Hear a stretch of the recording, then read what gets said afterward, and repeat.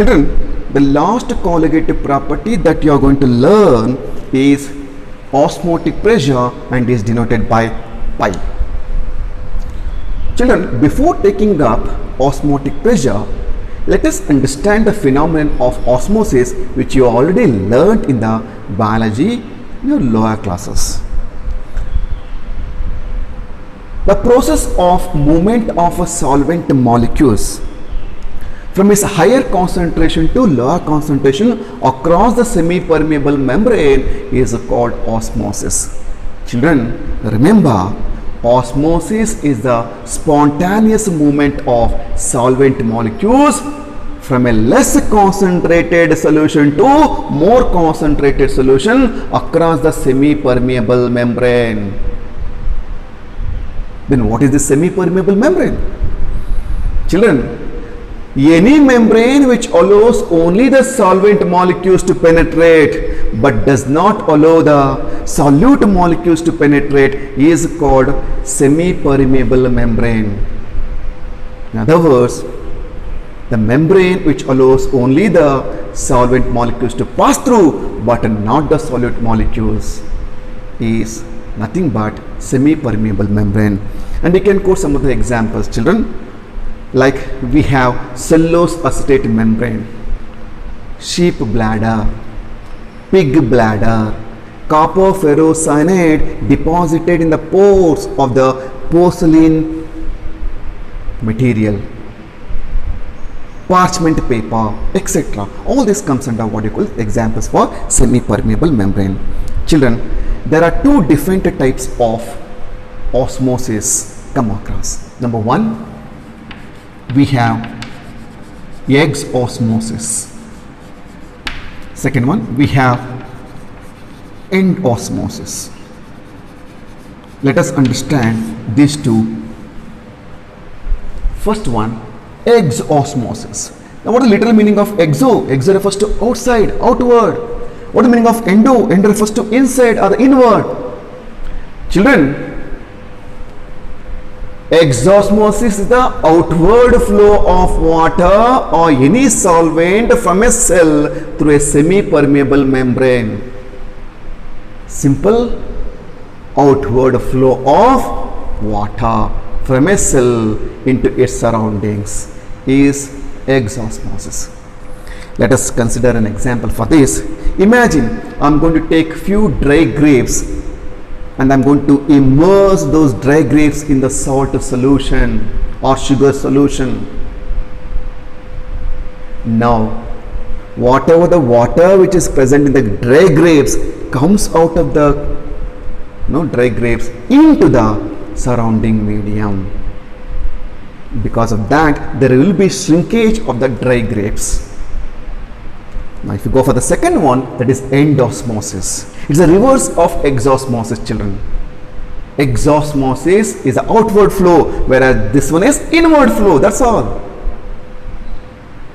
Endosmosis is the inward flow of water or any solvent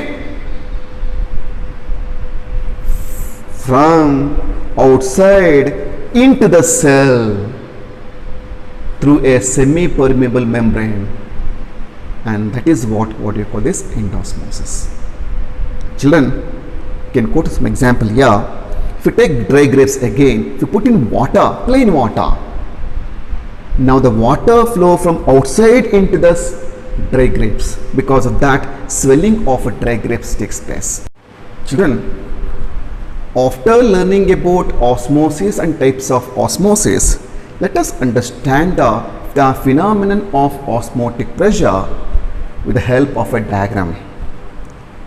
Children, it consists of two vessels or the compartment separated by a semi-permeable membrane. These two compartments are fitted with airtight, watertight, frictionless pistons. Let us take solution in one of the compartment and solvent in other compartment. Children, due to osmosis, the solvent molecules will start moving from solvent side to the solution side. Because of that, the piston which is attached to the solution side will start moving upward or outward direction. Children, to stop the movement of this piston outward or upward direction, I need to apply pressure on the solution side. And that excess pressure I'm going to put on the solution side should be sufficient enough to stop the flow or the movement of solvent molecules from the solvent compartment into the solution side. And that is what you call this osmotic pressure. Look at here. Along with the atmospheric pressure, you need to put excess pressure. That excess pressure is nothing but pi osmotic pressure. What is this? Pressure required to stop the osmosis. Then how do you define? Children, the osmotic pressure is defined as the excess pressure which must be applied on the solution in order to prevent the flow or the passage of solvent molecules from the solvent into the solution when a solution and a solvent are separated by a semi-permeable membrane. Thus, osmotic pressure is a pressure applied on the solution to prevent the osmosis. Children, osmotic pressure is a colligative property, and you have learnt in the beginning of colligative property where I said any property which depends upon number of solid particle but independent of a nature of solid particle is a colligative property. When I am saying osmotic pressure of any solution is a colligative property, that means this osmotic pressure is independent of a nature of solid particle but depends on number of solid particle. A great scientist called Van 't Hoff, who's that? Van 't Hoff made a systematic thorough study of osmotic pressure for various dilute solution and came to the conclusion that dilute solution behaves as ideal gas. Children, you know ideal gas equation PV is equal to nRT. This you already learnt in the 11th class. What is this? Ideal gas equation. I'll reshuffle. P is equal to N by V into RT, where N by V is nothing but concentration in terms of molarity. What is that? Molarity. Now what I do? P is equal to C into RT. Children, for a very dilute solution, we consider molarity is equal to molality. Right here, for dilute solutions, molarity, that is M, is equal to molality. In that case, what do I do? What do I do? Look at here. P is directly proportional to M, or P is nothing but pressure. Now I'll take it as, what is that? Pi. Pi is what? Osmotic pressure is directly proportional to molality. Because R is a constant, T is a constant. If I remove this constant, now I'll apply professional sign here, I'm going to get osmotic pressure is directly proportional to molality. This you need to remember. Children, osmotic pressure can be used for the determination of molar mass of any solute in a dilute solution. Look at here, determination of molar mass using osmotic pressure. You know that pi is equal to CRT. What is this? Pi is equal to CRT. Just now you learnt from this equation, is it not? This is called Van 't Hoff equation. Right here, Van 't Hoff's equation. Now what is this C? C is nothing but concentration in terms of molarity, is it not? Now, pi is equal to N by V into RT. What is N by V? Nothing but concentration in molarity. So what do? Pi V is equal to nRT. Pi V is equal to nRT. Children, this is called Van't Hoff equation for dilute solution. Right here, this is Van't Hoff's equation for dilute solutions. For dilute solution. Children, you know that. What is N here? N is number of moles. Now N, you know that. How do you find out? N is equal to given mass upon molar mass of the solute. Is it not? That is nothing but WB upon MB. Now substitute this N value here in this equation. What do you get? Look at here. Pi into V is equal to WB into RT upon MB. Is it not? Now what do? I'll reshuffle. Pi is equal to WB into RT upon MB into V. If at all, if I want to find out MB, what do? Simple. I'll reshuffle. MB is equal to WB RT upon pi into V. So this is the equation is used for determination of molar mass of the solute using osmotic pressure. I'm going to solve some of the numerical on this osmotic pressure. Children, after understanding osmosis and osmotic pressure, let us move towards the next topic, classification of solutions. Based on the osmotic pressure, we can classify the solution into three types. Let us know them. Number one, we have isotonic solution. Isotonic solution. Second one, hypertonic solution. Third one, we have what you call this hypotonic solution. Hypotonic solution. Remember, this classification is based on the osmotic pressure. Let me take up the first one, isotonic solution. Children, if you split this term into two parts, iso refers to what? Same. That means they have same osmotic pressure. If two solutions of different substances have same osmotic pressure at same temperature, then they are called isotonic solutions. I repeat, if two solutions of two different substances have same osmotic pressure at the same temperature, you call it as, what do you call them? Isotonic solutions. Second one, hypertonic solution. The literal meaning of hyper refers to high. Hope you understand that. If a solution has higher osmotic pressure than the other solution, then it is called hypertonic solution. The next one, hypotonic solution. The literal meaning of hyper refers to what? Low. If the solution has lower osmotic pressure than the other solution, then it is called hypotonic solution. Children, osmosis play a very important role in our biological system. Let us know what are the biological significance of osmosis.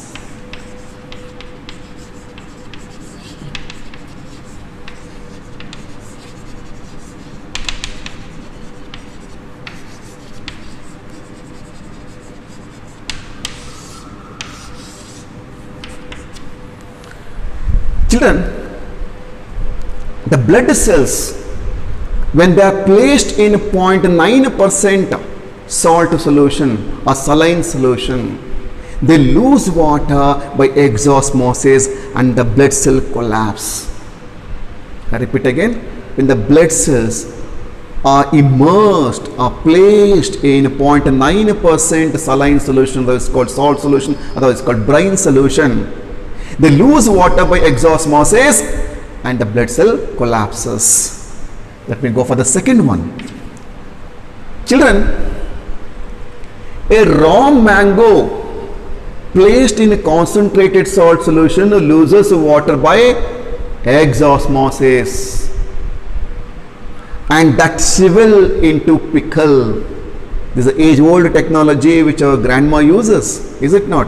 They buy mangoes, they make a piece of that, they'll immerse in the salt water and they dry in the sunlight, and later they use for making pickle. Why? When you immerse in salt water, whatever the water comes out, and later it will be dried and used for making mango pickle, and you can keep it without spoilage for many months also. Hope you understand that. Third, children, the people who consume lot of salt or salty food experience water retention in the body and in the intercellular spaces because of osmosis, thus resulting in what you call this swelling, otherwise called puffiness, and the technical term or the medical term is called edema. What is that? Edema. That is why you should not take too much of salt into our body. Fourth one, children, you know, when a wilted flower, when it is placed in fresh water, it gets revived. Why? Again, endosmosis. If you take wilted flower, if you put in the water, fresh water, because of like endosmosis, the wilted flower get revived. Children, the next topic is reverse osmosis. Name itself indicates a reverse of the osmosis process. Very important for the examination. Not only for the board examination, it's also important for CET or NEET examination. Children, the process of osmosis can be reversed if the pressure applied on the solution is larger than the osmotic pressure, and that is nothing but a reverse osmosis. Please all of you look at here. In this picture, you can notice two compartments are separated by means of semi-permeable membrane. On one side we have fresh water, other side we have salt water. As usual, the process of osmosis takes place wherein water molecules will start moving from its higher concentration, that is from fresh water, into salt water. Is it not?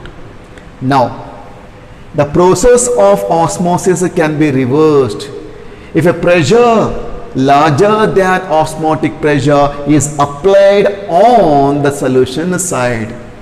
As a result of this, children, the solvent starts moving from the solution side, that is salt water side, into the fresh water, otherwise pure solvent, through a semi-permeable membrane. That is what we are reversing the osmosis process, and that is what you call this reverse osmosis. Now, how do you define this?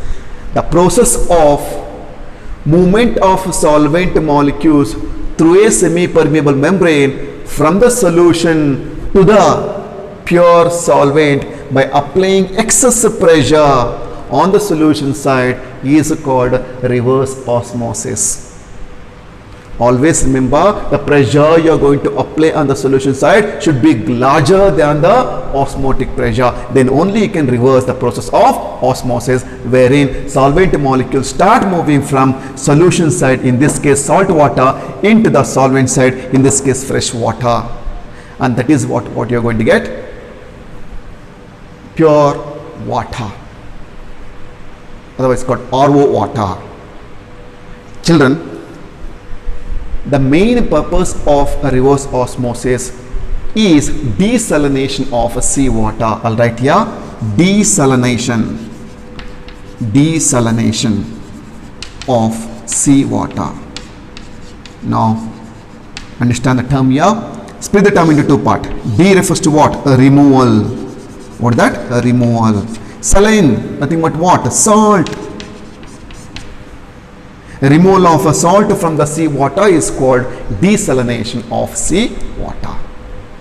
So this is about a reverse osmosis. Now let me go for the next topic, which is very important as far as numericals are concerned. Children, let us move towards our next topic, abnormal molar mass or molecular mass.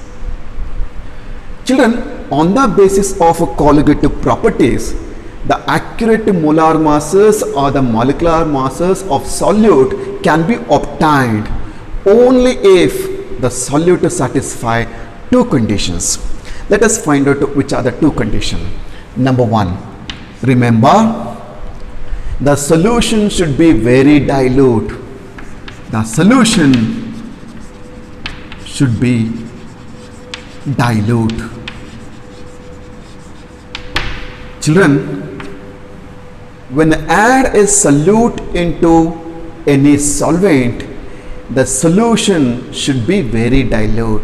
That means the amount of solute you are going to add in the solvent should be negligible. What the reason for that? Children, in the concentrated solutions, the solute particles interact with each other and they form aggregate, or what you call this, groups. Because of that, the number is going to change as the colligative property depends upon number of solute particle, and hence you are going to get what you call this abnormal molar mass, and that is why the solution should be dilute. Second one, the solute neither associate nor dissociates. Children, remember, as a result of association or dissociation of solute in solution, number of solute particles in solution undergoes change. You know that the colligative property depends upon number of solute particle but not on nature of solute particle. When a solute undergo association, number of solute particle comes down because two particles combine together to form one. Or if it undergo dissociation, a particle can undergo dissociation to form two. That means that the number of solute particle is going to change, which affects the value of molar mass you are going to get from any of the colligative property. And that discrepancy in molecular mass or molar mass is called abnormal molar mass. I'll repeat again, the discrepancy in molar mass is called abnormal molar mass, otherwise called molecular mass. Children, let us find out, abnormal molar mass on account of association as well as dissociation. Let me take up the first one, abnormal molar mass on account of dissociation.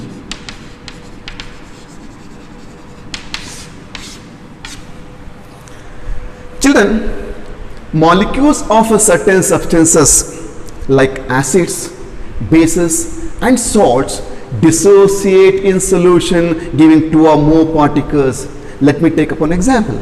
Look at here. If I take a sodium chloride, if I dissolve in water, I'm going to get what? I'm going to get salt solution. Is it not? Sodium chloride solution. Now, as soon as this sodium chloride is dissolved in water, it undergo dissociation to produce, look at here, Na plus and Cl minus.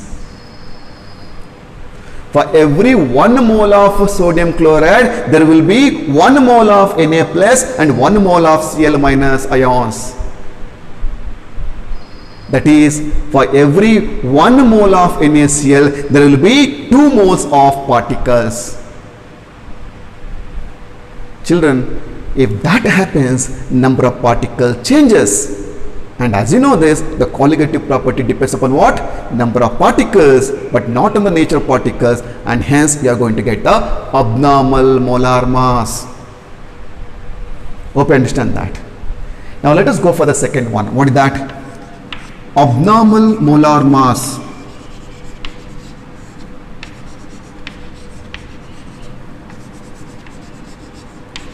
on account of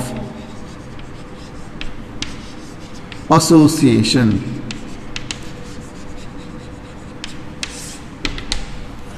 Children, you know, some of the solvents, generally non-polar solvents, the solute particles or the molecules undergo association. Let me quote an example here, like benzoic acid. Look at here, benzoic acid. So benzoic acid undergo what you call this dimerization. What is that? Dimerization. Look at here, we know that C6H5COOH. Is it not? One more molecule right here, C6H5COOH. Now look at here, there will be association. There will be association. Children, there is a formation of dimer. There is a formation of dimer. And that results in the change in number of benzoic acid molecule. Imagine if you take 1 mole of benzoic acid, okay, after some time when the association takes place and dimer formation takes place, then there will be of the mole of benzoic acid will be taken for finding out the molar mass, and thereby it results in what? Abnormal molar mass. You can quote one more example. I'll quote what you call acetic acid or ethanoic acid, acetic acid. You know the formula for acetic acid is Ca3COOH, is it not? Now acetic acid molecules undergo what do you call dimerization because the formation of hydrogen bonding. Again, if I take 1 mole of acetic acid, then it will be how much? Half a mole of acetic acid, which will be taken for the calculation of molar mass by colligative property, and thereby you are going to get the abnormal molar mass. So this you need to remember while solving the numerical, particularly when they give the name like salts, salt, sodium chloride, potassium nitrate, or benzoic acid, acetic acid, then you should be very careful while finding out the number of solute particles. That I'm going to discuss later. Children, you have learnt about abnormal molar mass, is it not? The abnormal molar mass of a non-volatile solute is mainly because of association or dissociation of non-volatile solute in volatile solvent.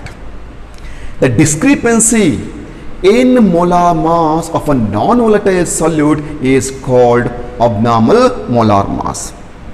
Children, in the year 1880, a great scientist called Van 't Hoff introduced a factor called Van 't Hoff factor to account for the extent of association or dissociation.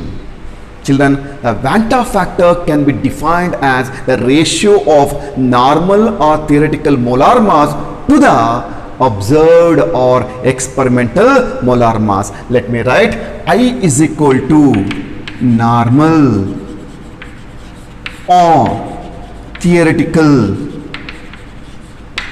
molar mass upon observed or experimental molar mass. This you need to remember. Children, I can also be defined as total number of particles after association or dissociation upon number of particles before association or dissociation. That means I is equal to, look at here, total number of particles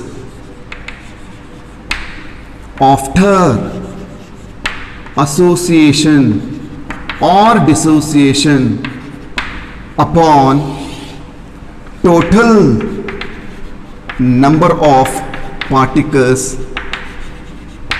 before association or dissociation. This again is very important for solving some of the numericals. Children, remember, if the I value is larger or greater than 1, then it is for dissociation. What is that? Dissociation. If I value is less than 1, then definitely is for association. So this is about Van 't Hoff factor. Children, whenever any substance which undergo dissociation or association in a volatile solvent is given in the numerical, then we need to introduce a factor called Van 't Hoff factor. Now what do? For solute which undergo dissociation or association, equations for colligative properties are modified by inserting the Van 't Hoff factor in them. Children, I said whenever a non-volatile solute undergo dissociation or association, then the equation for colligative properties are modified or changed by inserting a factor called Van 't Hoff factor in them. Now you have learned 4 different types of colligative property, and that number 1 is, what is that? Relative lowering of vapor pressure. Let me write. Number 1, we have, what is that? Relative lowering of vapor pressure. Now, under this you learnt one expression, is it not? What is that? Please look at here. Pa naught minus Ps upon Pa naught is equal to Chi B. And Chi B, you know that Chi B is equal to what? We have Nb upon Na. Why only Na? Yeah? I said the amount of solute you are going to take in that solution is very, very negligible. Is it not? So that is why Chi B is equal to Nb upon Na. Now imagine the solute in this is going to either associate or dissociate, then I need to introduce Van 't Hoff factor. Please look at here. Pa naught minus Ps upon Pa naught is equal to I into, what is that? Chi B.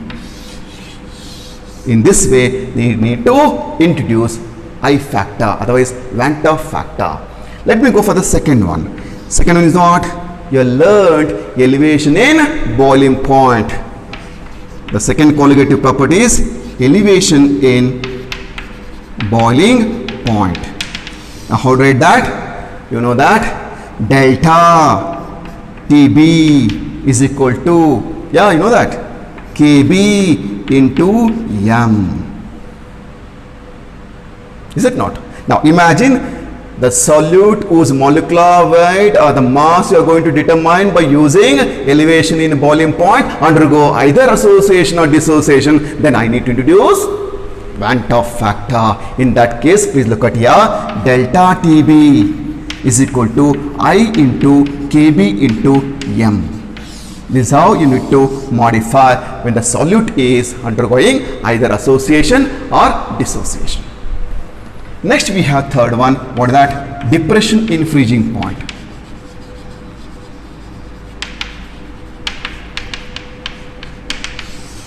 What formula you learned here? That is delta Tf is equal to Kf into m. Is it not? Again I will introduce, what is that? Van 't Hoff factor. In case the solute undergo either association or dissociation. Please look at here. Delta Tf is equal to I into Kf into m. This is how you need to modify the equation for colligative properties. Fourth one, we have, what is that? Osmotic pressure. And it is denoted by what? Pi. Children, you learned pi is equal to, what is that? CRT. Is it not? Now I'll see, look at here, pi is equal to I into CRT. When the solute is undergoing either dissociation or association, I need to introduce a factor called Vanta factor that I've introduced here, and so that the equation for osmotic pressure is modified. So this is about modification of equations of colligative properties due to the association or dissociation of non-volatile solute in volatile solvent. Children, let us proceed for our next topic. What is that? Degree of dissociation or association. The last topic of the unit solutions is degree of dissociation and association, and it is denoted by alpha. Let me take up the first one, degree of dissociation.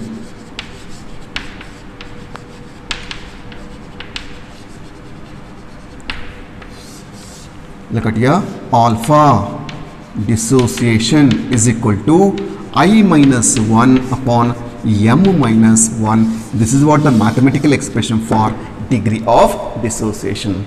Children, I, you know that. What is that? Vanta factor. Then what about m? Children, m is nothing but number of solid particles into each particle dissociate. It is number of solute particles into each particle dissociate. Now let me go for the second one. What is that? Degree of association. How do I represent that? Look at here, alpha association is equal to I minus 1 upon 1 by m minus 1. Again, I is what here? I is Vanta factor. Then what is m here? Children, m is nothing but number of solute particles which associate or combine to form single entity. Let here, number of solute particles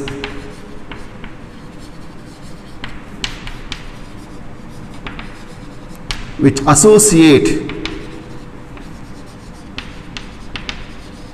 to form single entity or particle.